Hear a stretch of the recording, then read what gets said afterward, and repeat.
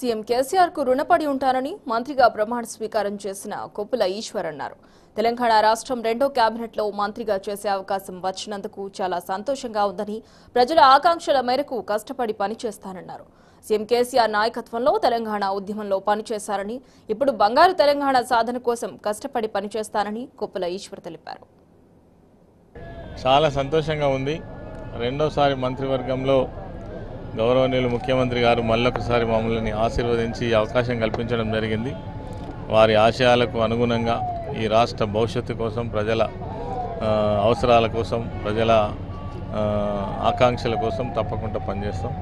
ఆనాడు ఉద్యమంలో, ఈనాడు పునర్నిర్మాణంలో, బంగారు తెలంగాణ ఏర్పాటులో అన్ని విధాల ప్రజలకు నచ్చే విధంగా, మెచ్చే విధంగా పార్టీ కోసం, అదేవిధంగా అధినాయకత్వ యొక్క ఆదేశాల మేరకు పనిచేస్తారు. బ్రహ్మాండమైన ఫలితాలను సాధించేటువంటి అవకాశం తెలంగాణ రాష్ట్రంలో ఎక్కువగా ఉన్నాయి. ఎందుకంటే కొత్తగా ఏర్పడ్డ రాష్ట్రం అయినప్పటికీ ఇప్పటికే అద్భుతమైనటువంటి ప్రజా సంక్షేమ అభివృద్ధి కార్యక్రమాలను అమలు చేస్తున్నటువంటి రాష్ట్రంగా ఇప్పటికే దేశంలో పేరుంది మా ముఖ్యమంత్రి గారికి, ప్రభుత్వానికి.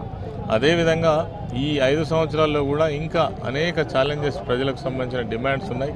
వాటన్నిటిని కూడా పరిష్కరించేటువంటి దిశగా ముఖ్యమంత్రి గారు అడుగులు వేయడం జరుగుతూ ఉంది. తప్పకుండా ప్రజల ఆకాంక్ష నెరవేర్చడంలో తెలంగాణ ప్రభుత్వం సక్సెస్ఫుల్గా ఈ దేశంలో నెంబర్ 1గా ఉండబోతుంది.